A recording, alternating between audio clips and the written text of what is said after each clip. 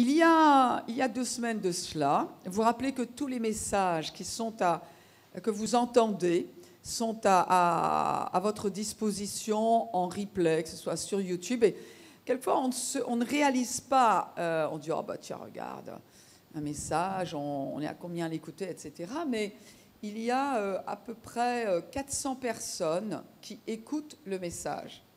Vous voyez que ce qui est dit derrière ce micro va beaucoup plus loin que nous. Et je vais vous encourager à faire une chose. Je vais vous encourager à partager les messages que vous entendez avec d'autres personnes, que ces personnes soient chrétiennes ou qu'elles ne le soient pas. Par exemple, j'ai prêché il y a peu sur le monde invisible. Je trouve que c'est un message qui s'adresse à tout le monde. Pas besoin d'être chrétien pour comprendre que ce message est important. Parce que nous soyons chrétiens ou pas, nous vivons dans un monde qui est visible, mais qui est au sein, vous m'entendez? Qui est au sein et qui vient d'un monde invisible. C'est-à-dire que pendant que nous parlons là, il y a tout un monde invisible qui existe parallèlement au nôtre. Et la grande puissance du christianisme, c'est que nous pouvons connaître la vérité qui a été révélée par Jésus-Christ. Sans compter que tout le monde s'intéresse de plus en plus, puisque le satanisme est en train de prendre de plus en plus d'importance dans notre génération. Je ne sais pas si vous êtes au courant. Le monde invisible, eh bien, tout simplement, on peut comprendre l'attrait qu'il a par les images des films d'horreur ou par les images de films soi-disant science-fiction, mais qui, à vrai dire, ont un regard dans le monde invisible. Même, je dois dire, certains tableaux. J'ai suivi des cours de peinture et donc on a certains modèles pour nous amener à expérimenter différentes techniques et différents styles. Il y a des modèles qui nous sont proposés. Et il y a certains modèles, j'ai dit, non, je ne le ferai pas. Pourquoi? Parce que je sens derrière qu'il provient d'un monde spirituel qui n'est pas le mien. J'appartiens au monde spirituel de la lumière, comme tous ceux qui sont nés de nouveau, au monde spirituel de Dieu. Et donc, je ne vais pas peindre, même s'il y a une technique derrière, quelque chose qui vient d'une inspiration d'un monde qui est opposé, voire qui est ennemi à celui de mon Dieu, donc qui m'est étranger. Mais ça existe, on le voit. L'art, très souvent, est le plus porteur de messages du monde invisible. Pourquoi? Parce que l'art réclame de l'inspiration. Et de l'inspiration, ça veut bien dire ce que ça veut dire, ça ne vient pas de quelque chose qu'on a en nous, mais de quelque chose que l'on reçoit de l'extérieur, d'une influence. Et là, vous ne vous en rendez pas compte, mais ma transition était parfaite. Matthieu, chapitre 24, verset 3, donc je vais reprendre tous les versets que je vous ai donnés il y a 2 semaines, puisque le Saint-Esprit a modifié le message de la semaine dernière. Il sait ce qu'il fait. Hein. Vous êtes avec moi? Matthieu 24, verset 3. Avant que Jésus n'aille sur la croix, il avait vécu pendant à peu près 3 ans avec ses disciples, et puis les disciples posent des questions à Jésus. Et puis si vous êtes un chrétien, n'hésitez pas à poser des questions au Seigneur. Parce qu'il y a une chose que j'ai comprise, c'est qu'à moins que je ne pose des questions, je n'aurai pas de réponse. Beaucoup de gens restent avec des problèmes sur eux, mais ils n'ont jamais pensé à poser des questions. Quelquefois, on a peur des réponses. Mais d'autres fois, tout simplement, on ne pense pas à poser la question à quelqu'un qui sait tout.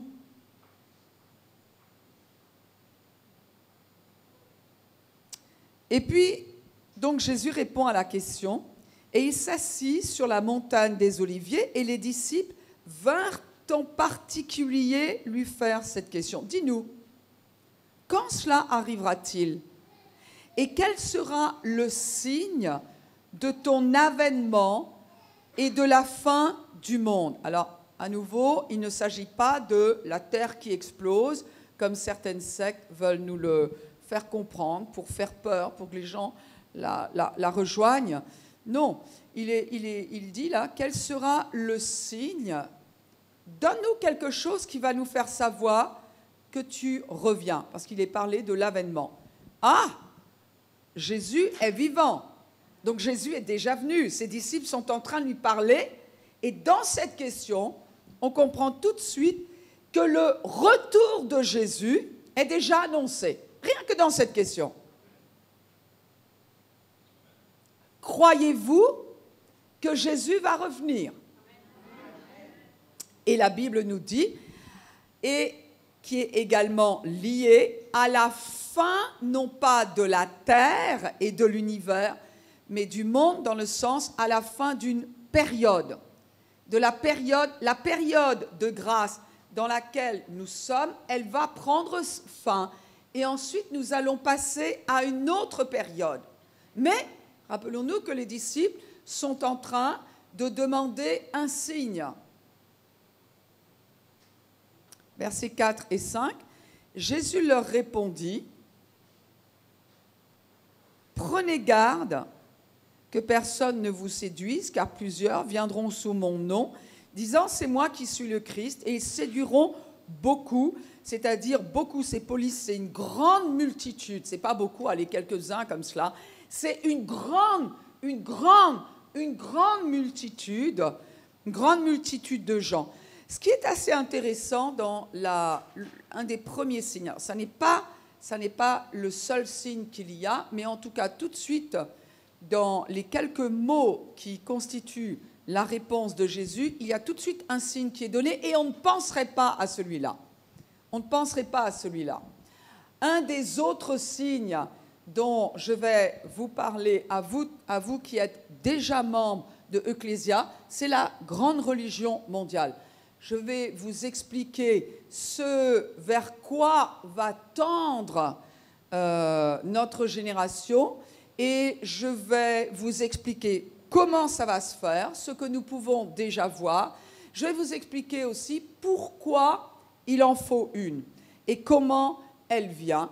Pourquoi? Parce que quand nous avons les yeux ouverts, eh bien cela nous empêche de nous faire happer par ce qui est en train de se faire. Alors vous dites, mais pasteur, pourquoi est-ce uniquement aux membres de EK21?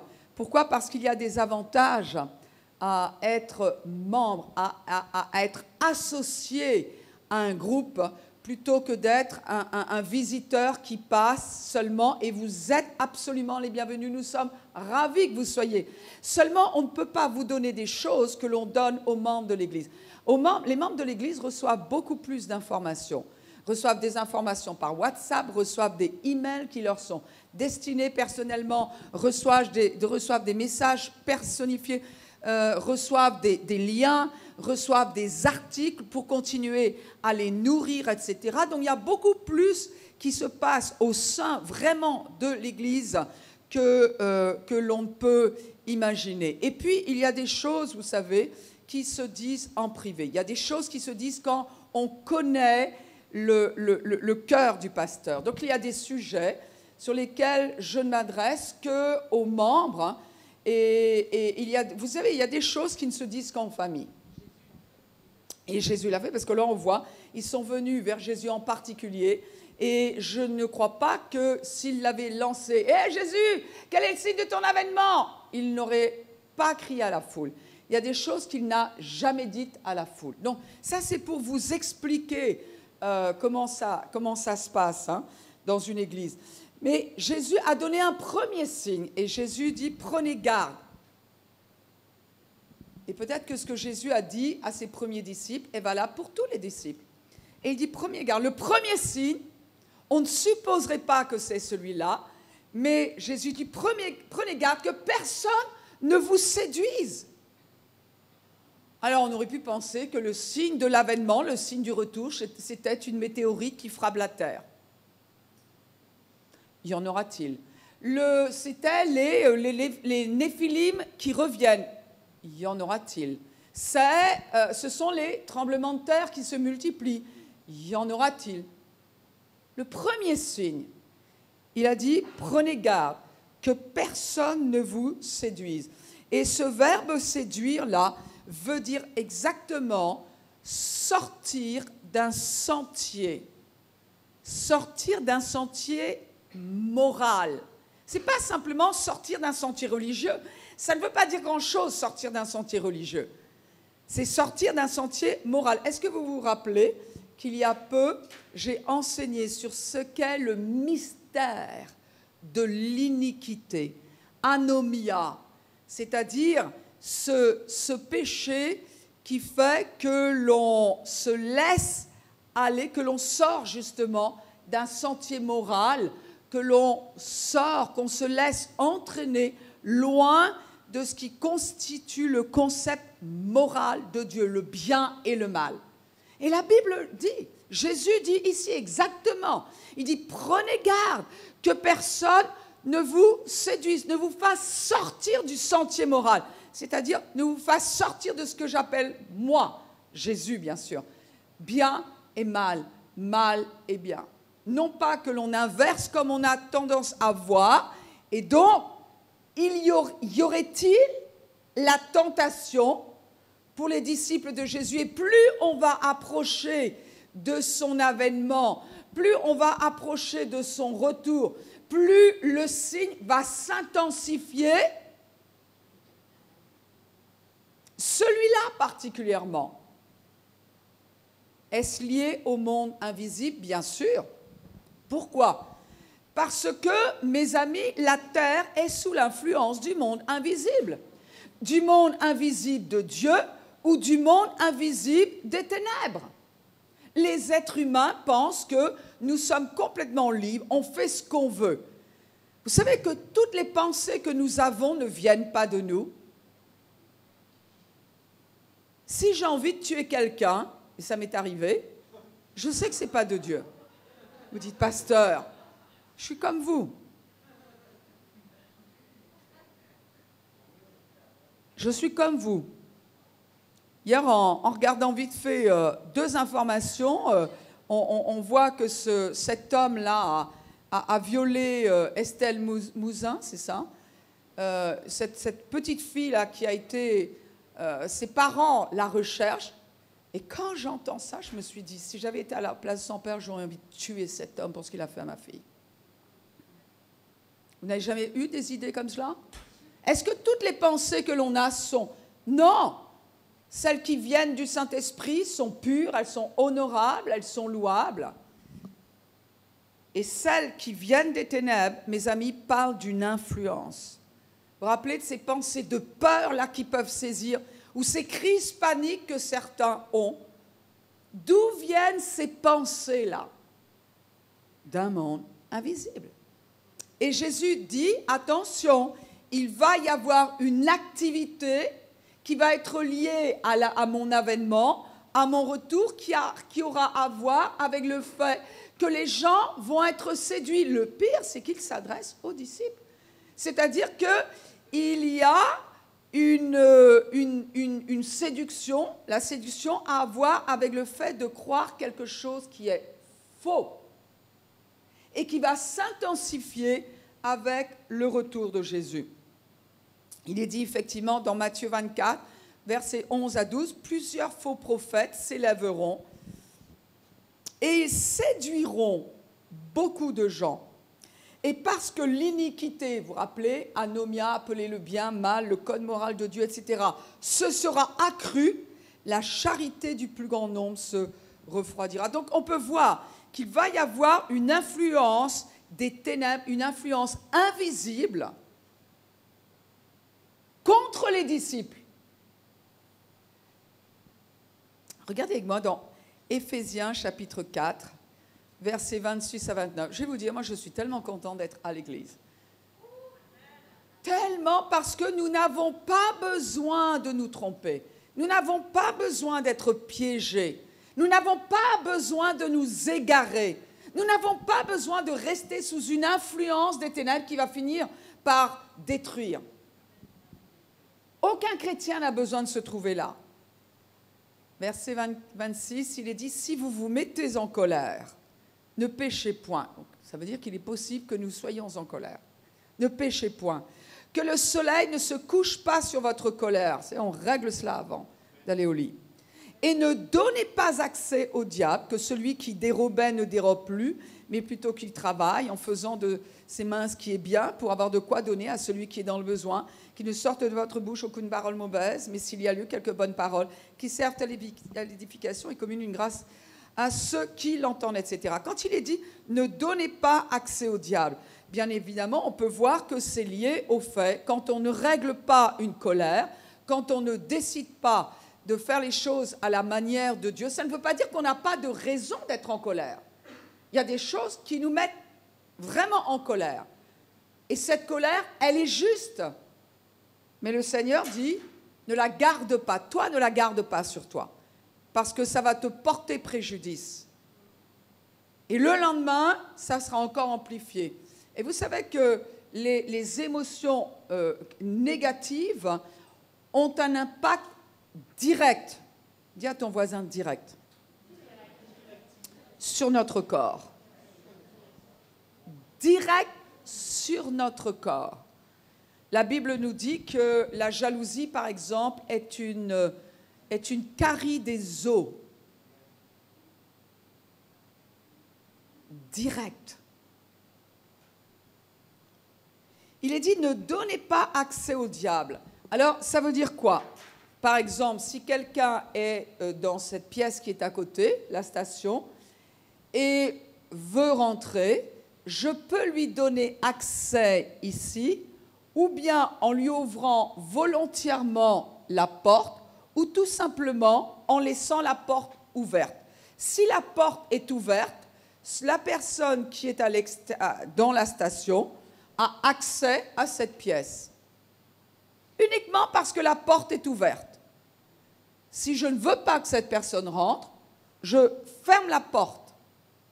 Et le diable nous dit que la Bible nous dit que le diable peut avoir des accès à notre vie. Et, eh bien, on voit notamment certains résultats qui fassent croire à quelqu'un qu'il est plus facile de voler plutôt que de travailler. Qu'il est plus facile de prononcer une parole mauvaise plutôt qu'une bonne parole qui serve à l'édification. Ça, c'est notamment des accès. Mais ce qui est important, il y a une autre, ça c'était juste une parenthèse, une autre version dit « ne laissez aucune place au diable ». Oui, on comprend. C'est très intéressant parce que ce mot « place », c'est « topos », et il désigne toute partie ou espace délimité. Oui, effectivement, notre vie, ne laisser aucune place au diable. Topos, un espace qui est délimité. Mais veut dire aussi ou un lieu habité comme une ville, ou un village, ou une région. Ah ah! Ce qui veut dire que ce monde invisible des ténèbres chercherait à exercer une influence, non seulement dans ma vie, en me faisant croire des choses qui sont fausses. Je veux dire, comment puis-je savoir ce qui est vrai? Bien contente que vous ayez posé la question. Je n'attendrai pas pour vous donner une réponse. Jésus a dit « ma parole est la vérité ». C'est-à-dire, dans la Bible, nous avons la vérité qui nous est nécessaire et elle nous est accessible et nous pouvons la connaître, nous devons nous donner les moyens d'aller la chercher. Mais la Bible nous dit que ce monde invisible des ténèbres cherche aussi un accès à une ville. Je vous expliquais la dernière fois. Vous vous rappelez qu'il y a vous allez dans des villes, dans des quartiers, il y a littéralement, on peut savoir comment Satan a un accès dans cette ville parce qu'il y a cette pauvreté-là qui est de partout. dans d'autres villes, c'est l'adultère. Alors, c'est difficile de trouver un couple fidèle parce que c'est passé dans la mentalité. C'est normal, l'adultère. Ça ruine. L'adultère, ça ruine. Il y a d'autres, ça peut être l'occultisme. Et alors là, vous y allez, vous voyez partout des cabinets de consultation, de les cartes, les tarots, les lignes de la main.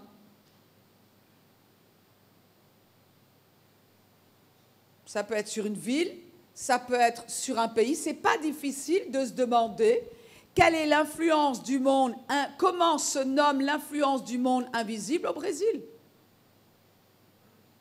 Ce n'est pas très difficile. Pratiquement tout ce que l'on voit du Brésil nous révèle quelle est l'influence de ce monde invisible. Quand par exemple on voit dans un quartier qu'il y a des graffitis de partout. Vous savez, moi je trouve que franchement, les graffitis, moi je trouve c'est magnifique. Je trouve c'est vraiment, il y a des choses extraordinaires, mais pas sur un mur qui appartient à quelqu'un d'autre.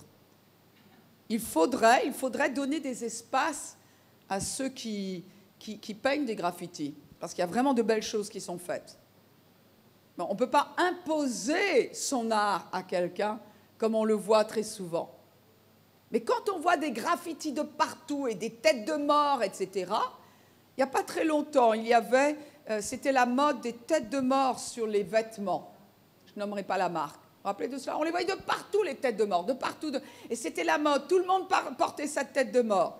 Ça, c'est quoi? Ça, c'est le monde invisible qui cherche à nous familiariser avec sa façon de faire. Donc, on voit très bien que ce monde invisible, donc Dieu lui aussi, bien évidemment, cherche à venir dans notre société à travers les lois, les bonnes lois qui sont votées, à travers le service qui est rendu à la société, à travers la valeur que nous donnons à tous les êtres humains, etc. Mais la question qu'il faut se poser par rapport à la question qui a été posée à Jésus, quel sera le signe de ton avènement? Eh bien, c'est de se demander, aujourd'hui, qu'est-ce qui pourrait chercher à séduire notre génération? C'est pas seulement, les ténèbres ne cherchent pas seulement à séduire une région, une ville, un individu fournirait. C'est pas difficile de se demander de qui il a eu cette idée de violer des personnes. C'est même pas humain. C'est pas humain. Si quelqu'un le fait, c'est qu'il s'est ouvert à des esprits mauvais. Et regardez, la porno ouvre à des esprits mauvais.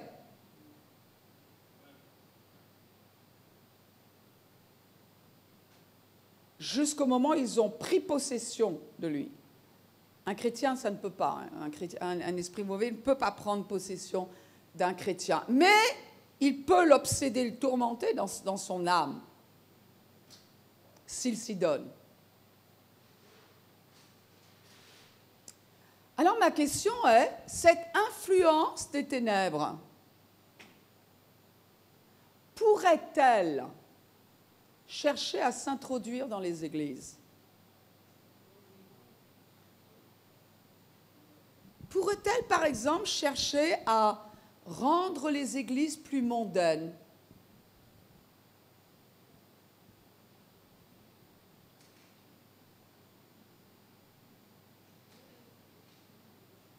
Vous savez, il y a des églises où le nom de Jésus n'est plus élevé.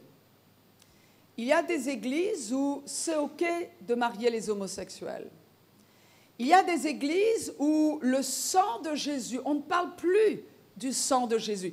Il y a des églises où on ne parle plus du mot péché, on parle juste de manquement ou de faute. Oui, mais péché, c'est un mot qui est biblique et qui ne retentit pas de la même manière quand elle est associée au sang. Il y a des églises où c'est OK pour les chrétiens de vivre ensemble, sans être marié. Ma question est, d'où vient cette influence? Et c'est le premier signe que Jésus a donné, le premier signe qui est lié à son retour. D'où l'importance de se poser la question. D'où vient l'influence de certaines louanges dans des églises? De quel monde? Il y a certains chants que l'on entend qui sont tournés uniquement autour de moi et de moi et de moi et de moi et de moi et de moi et de moi et de moi. Il n'y a plus Jésus. Il n'y a plus qui nous sommes en Christ, il n'est plus question du pardon des péchés, il n'est plus question du nom de Jésus, il n'est question que de moi et de moi et de moi. D'où vient cette influence? D'où vient cette influence quand dans une église, il y a des couples qui commencent à se disputer ici et là, ici et là? D'où vient cette influence? Évidemment, il y en a toujours un qui va le faire. Non, je parle de ça vient. Moi, je veille à cela. Quand j'entends des personnes qui me disent, sans s'en rendre compte, tu sais, moi j'ai des problèmes financiers. Bien sûr, ça peut arriver. Et puis, il y en a qui vont arriver, ne serait-ce que parce qu'il y a des mauvaises décisions qui sont prises. Et puis, ça peut arriver parce qu'on ne met pas la parole de Dieu en pratique. Mais quand ce sont des gens qui mettent la parole de Dieu en pratique, qui sont relativement sages, même, ne croyez pas que je connais tout, hein, bon, on a une idée, et qui, tout d'un coup, on voit, il y en a un qui dit, moi, j'arrive pas, j'ai ce problème, et tout d'un coup, ma voiture tombe en panne, et la machine à laver tombe en panne, et puis mon enfant chute, et puis ça s'accumule, Stop! À un moment, il faut dire d'où ça vient. C'est un enchaînement. D'où est-ce que ça vient? Et je peux vous garantir, en tant que pasteur, nous allons prier et nous allons exercer l'autorité que Jésus-Christ nous a donnée et nous allons dire stop, influence des ténèbres. Tu arrêtes. Dans cette église, tu ne fais pas ce que tu veux. Tu laisses les gens aller. Ils vont prospérer. Ils guérissent. Ils se remettent. Ils servent Dieu. Leurs enfants et eux-mêmes. Il n'y a pas de tension destructrice.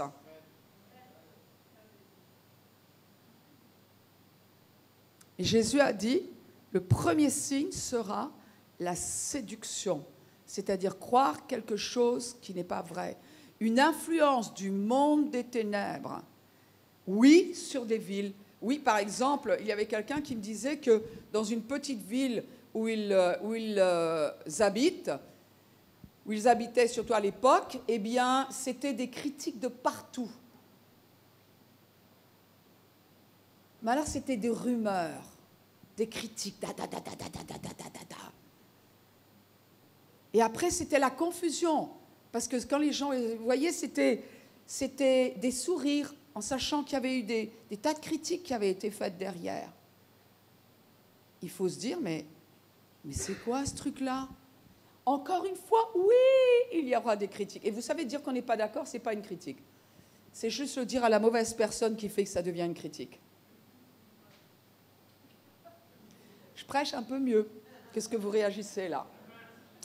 Je répète. Ok, le pasteur m'a dit pas. Je répète. Hein, que ne pas être d'accord, c'est sain. On a le droit de penser différemment des autres, individuellement, même ici dans l'Église. Le royaume de Dieu, c'est pas la Mao Tse-tung, hein, c'est pas. Bien sûr qu'on a le droit de dire qu'on n'est pas d'accord. On n'a pas toujours besoin de dire qu'on n'est pas d'accord. Mais en tout cas, si on a besoin de l'exprimer, on devrait avoir la liberté de l'exprimer. La seule différence, c'est à qui est-ce que je suis en train de parler de cela. Si je parle à la personne avec qui je ne suis pas d'accord, on peut trouver une solution. Et puis, peut-être que, dans ces cas-là, l'autre a raison et on va faire quelque chose. Peut-être qu'il a une meilleure idée que moi. Mais si je vais le dire à quelqu'un qui n'est pas concerné, c'est là que ça devient une critique. Mais vous comprenez, et dans ce village-là, eh bien, cette chrétienne a commencé à prier, et elle dit, l'atmosphère a complètement changé dans ce village.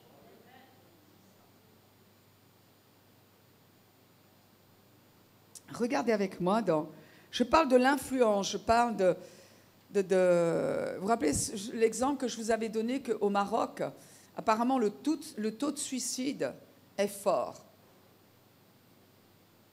Et il faudrait que les Marocains, les chrétiens marocains qui habitent là, exercent leur autorité en Christ et qu'ils arrêtent, qu'ils empêchent ces esprits mauvais d'influencer. Vous savez, quand on voit par exemple, il y a de temps en temps, on entend parler de certaines modes chez les jeunes.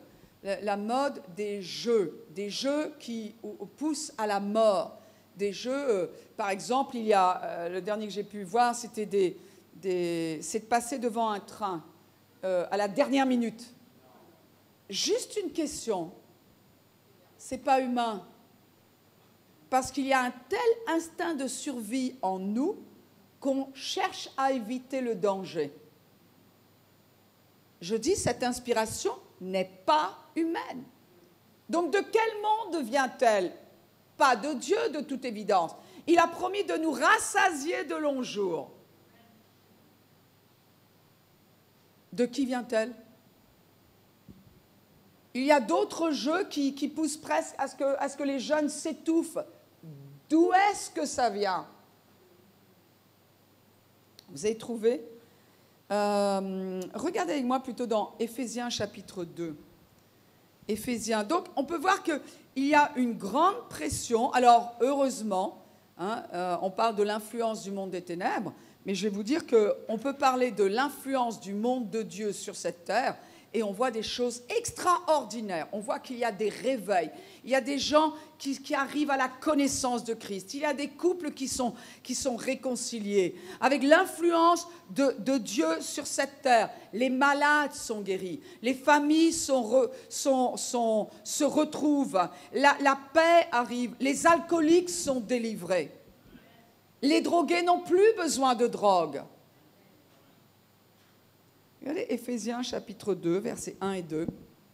Il est dit que autrefois, sans Christ, il faut faire attention au temps de la Bible, nous étions morts par nos offenses. Morts, ça veut dire séparés d'avec Dieu.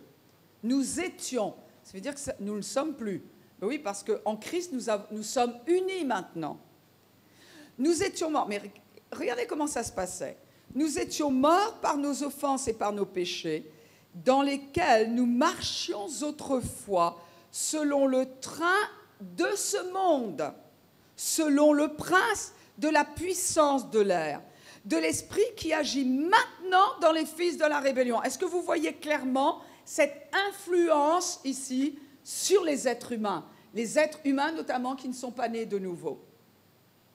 Et il est dit qu'autrefois, on ne s'en rendait même pas compte, mais nous marchions selon le train de ce monde. Le train, c'est quoi? C'est le courant, la tendance. Dit autrement, c'est la mode. Écoutez, la mode de se dévêtir, la mode de retirer l'événement vient d'où? Pas de Dieu, parce que la Bible nous interdit de regarder la nudité de l'autre.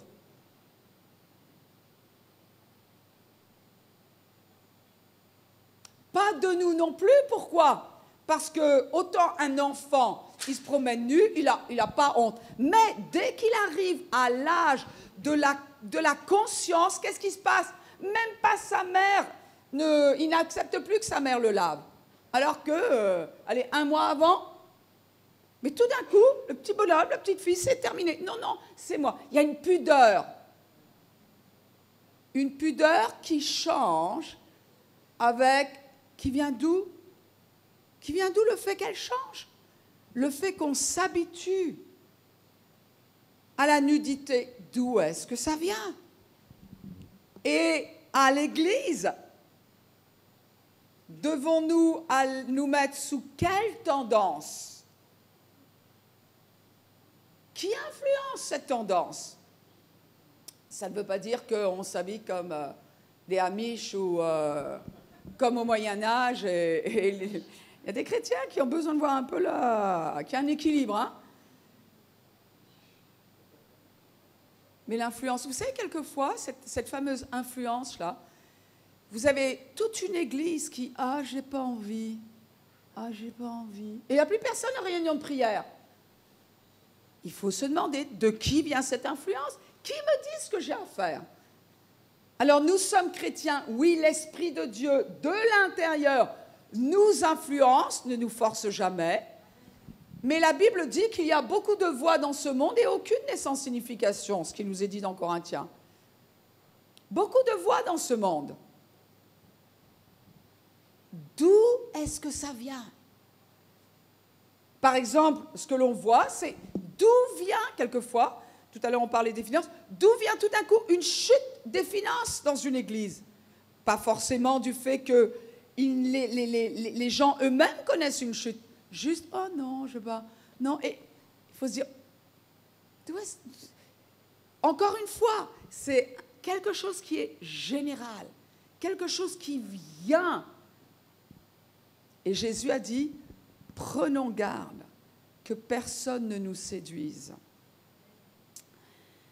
2 Thessaloniciens 2, 3, il est dit, ne vous laissez pas facilement ébranler dans votre bon sens, afin de ne pas vous laisser troubler, soit par quelque inspiration. Alors vous parlez de ne pas vous laisser ébranler. C'est énorme aujourd'hui. Le bon sens est en train de se réduire comme une peau de chagrin. Vous savez cette théorie du genre-là? Le bon sens veut que tu ailles devant ta glace et que tu saches si tu es un homme ou une femme. Vous savez qu'il existe une liste de 58 options du genre. Non mais, franchement, à vrai dire, il y a quelqu'un qui a dit sur les campus universitaires plus de 100 options. Bon, déjà, 58, moi, ça me dépasse. Hein. Il y a les A-genres, les androgynes, bigenres, cisgenres, neutrois, gendre fluide, etc. Vous avez entendu parler de ces mots? Non. Alors qu'à vrai dire, il n'y en a que 2.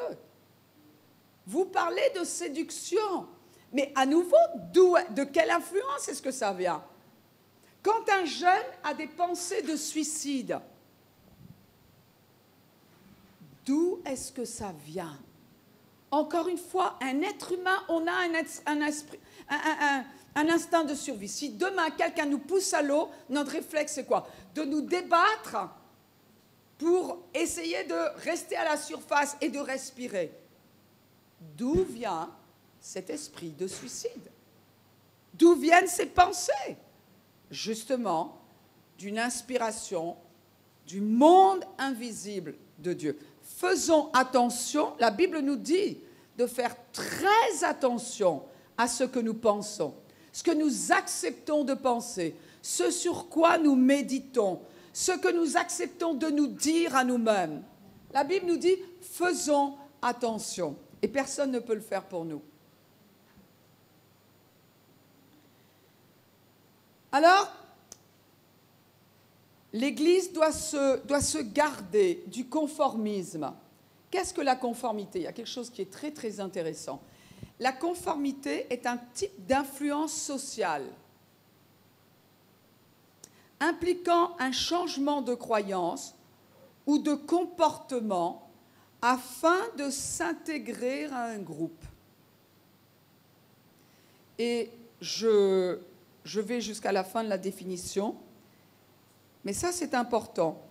Le terme conformité est souvent utilisé pour indiquer un accord avec la position de la majorité, résultant soit d'un désir de s'intégrer ou d'être apprécié, soit d'un désir d'être correct, ou simplement de se conformer à un rôle social. Et vous savez, ce qui est à noter, c'est que le conformisme a très souvent à voir avec quelque chose que l'on cherche à copier des autres alors qu'on est en désaccord. C'est ça qui est important. Pourquoi est-ce que le Saint-Esprit nous a parlé de la conscience pendant plusieurs semaines? D'être en accord avec notre conscience, de ce mystère de l'iniquité qui est lié au retour de Jésus. Pourquoi? Serait-ce que l'Église pourrait avoir tendance, il est dit que l'amour du plus grand nombre se refroidira, mais ça n'est pas pendant le temps de la grâce, c'est dans la prochaine période, celle qui est à venir. Mais quelles sont les pressions qu'il y a sur l'Église? Alors je m'adresse à Ecclésia 21.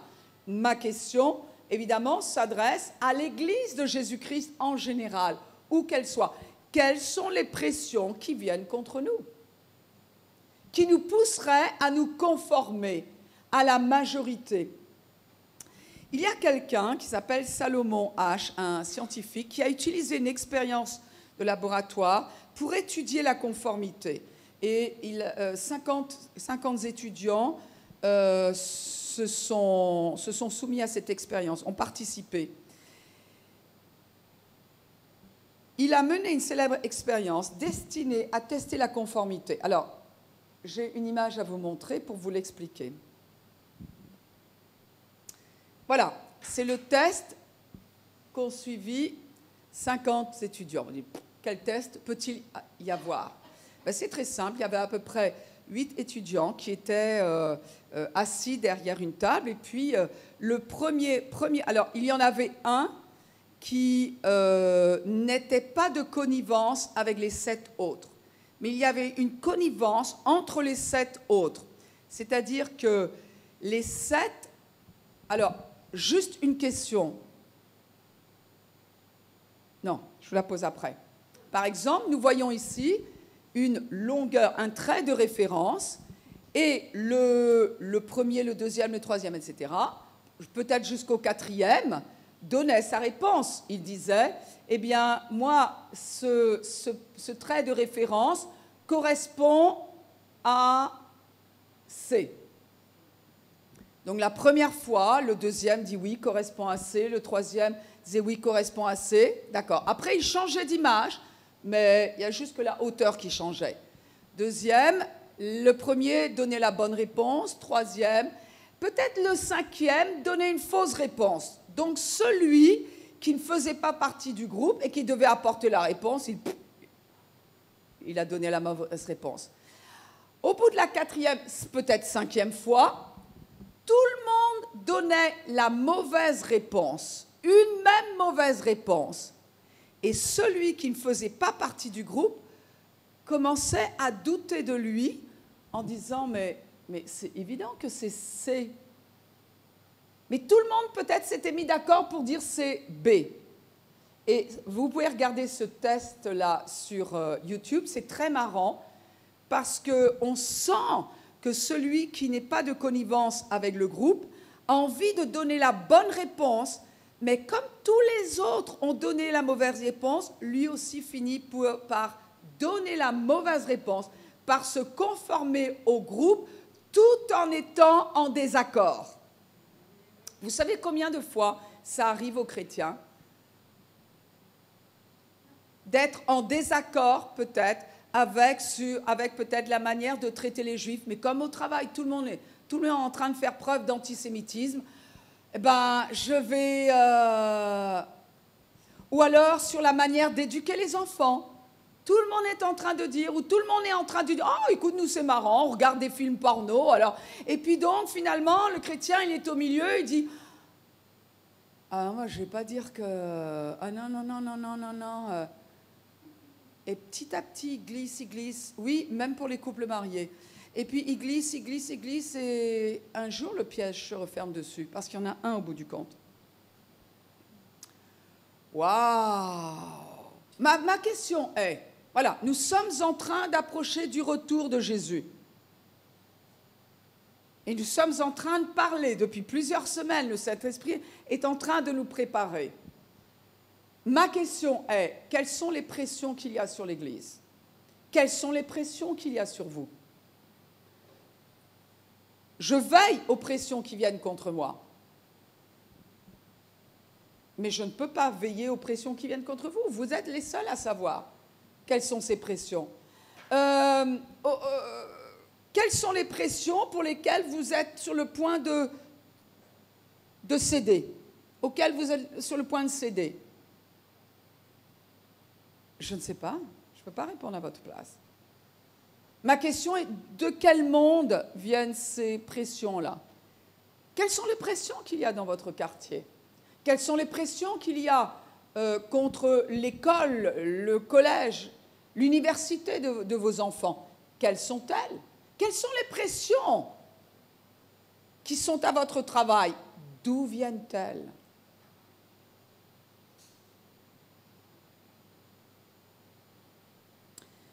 Alors, Proverbe 14, 12 nous dit « Bien des hommes pensent être sur le bon chemin et pourtant il se trouve une voie qui finalement mène à la mort. » Alors, il est évident que face aux pressions qu'il y a dans ce monde et qui s'intensifient, il faut choisir notre côté. On ne peut pas rester au milieu de la route en disant « Il faut que l'on connaisse la vérité.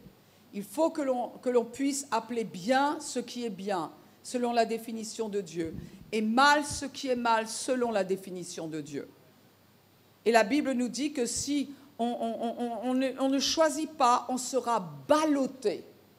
C'est vrai que ce n'est pas agréable d'appeler bien ce que tout le monde appelle mal.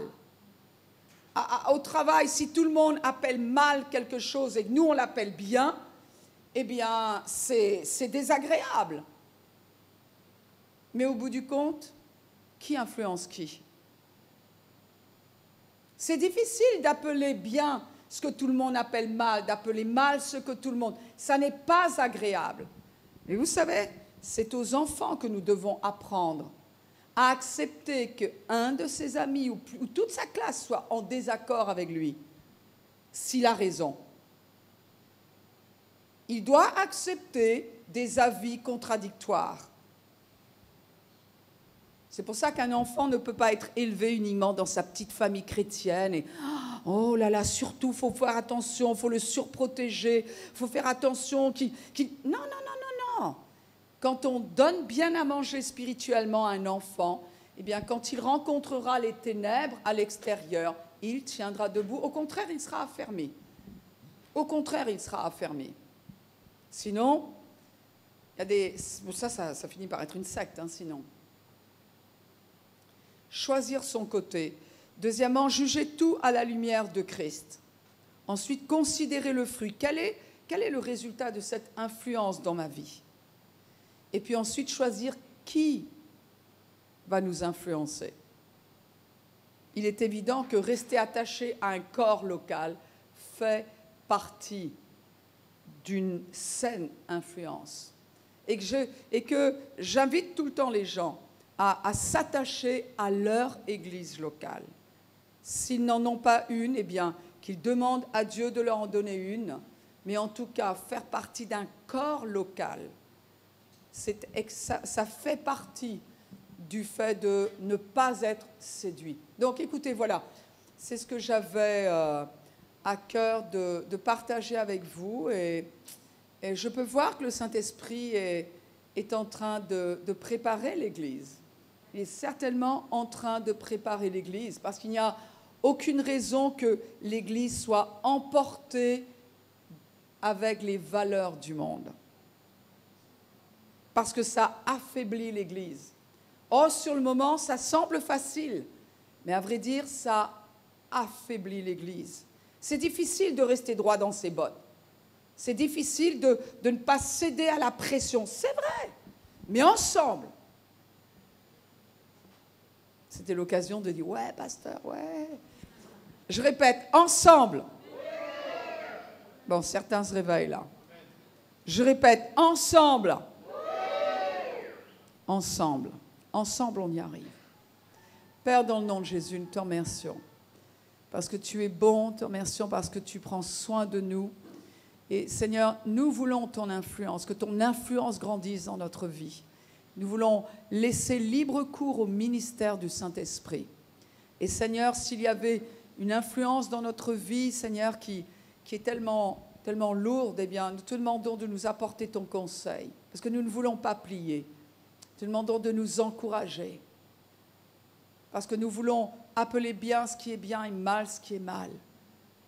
Père, s'il y a des personnes qui sont affaiblies à cause des pressions, dans le nom de Jésus, je prie, afin que, Seigneur, tu les fortifies, que ces personnes soient encouragées à faire ce qu'elles savent qui est juste, au fond de leur cœur. Père, ce qui est juste, on ne l'a pas forcément en entendant, ou les pressions ne nous disent pas forcément ce qui est juste, mais dans notre cœur, on sait ce qui est juste. Et là est le chemin de la vie. Tu as dit que nous avons dans notre cœur des chemins tout tracés. Ce n'est pas difficile, Seigneur, de connaître ta volonté. Ce n'est pas difficile, Seigneur, d'être sur le bon chemin. Seigneur, je te bénis, mon Dieu. Et Père, nous avons hâte de voir Jésus. Nous avons hâte qu'il apparaisse. Nous avons hâte d'être auprès de lui. Nous bénissons ce jour. Nous aimons le jour du retour du Seigneur. Amen.